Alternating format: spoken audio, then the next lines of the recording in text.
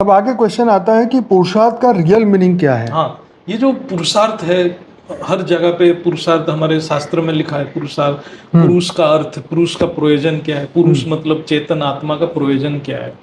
शरीर का प्रयोजन तो सबको पता है, लेकिन पुरुष का प्रयोजन क्या है। पुरुष का स्वभाव ही है नित्य मुक्त, उसका स्वभाव है, तो उसका प्रयोजन है मुक्त होना, उसको बंधना नहीं है किसी में। तो इस प्रयोजन को कैसे प्राप्त करेगा? जो आत्मा एक पूर्ण चैतन्य स्वरूप था, परम ब्रह्म परमात्मा से उसकी सर्जन हुआ था, वो आज एक शरीर में एक सीमित बन के फंसा पड़ा है। तो वो और शरीर के प्रयोजन के पीछे भाग रहा है, चाहे धर्म हो, चाहे अर्थ हो, चाहे कामनाएं हो, ये सारे शरीर की प्रयोजन है, आत्मा की प्रयोजन तो है नहीं।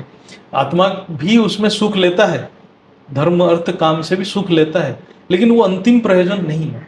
अंतिम उसका जो मूल स्वभाव ही है मुक्त होना, मूल स्वभाव ही है स्वतंत्र होना। तो वो स्वतंत्रता को प्राप्त कैसे करेगा? उसके लिए जो पुरुषार्थ करना है, तो क्या पुरुषार्थ करेगा?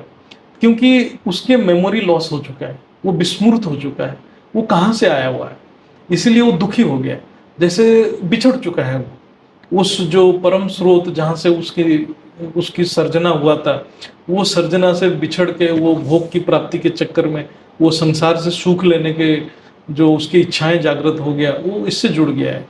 तो वो जो विस्मृत हो चुका है, जो उसकी जो दिव्य सर्जन हुआ था, वो दिव्य स्मृति को याद करने के लिए उसके मन को जोड़ना पड़ेगा उसको, क्योंकि मन जोड़ने का काम है, बुद्धि निश्चय करने का काम है।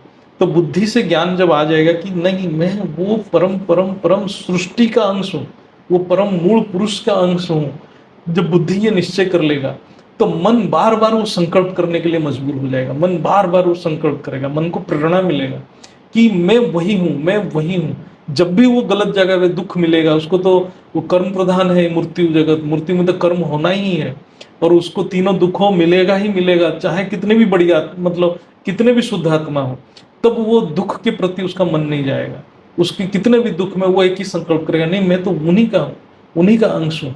तो ये जो संकल्प के द्वारा मन को स्मृति में जोड़ेगा, जो विस्मृत हो गया है, वो जो उसके जो अंदर पड़ा हुआ है स्मृति, जो दिव्य स्मृतियां पड़ा है, महतत्व में, परम तत्व में जो स्मृतियां पड़ा है, उसको जागृत करने की बार बार प्रयास करेगा, बार बार ज्ञान सुनेगा, बार बार वो अभ्यास करेगा, उस संकल्प पे फोकस करेगा।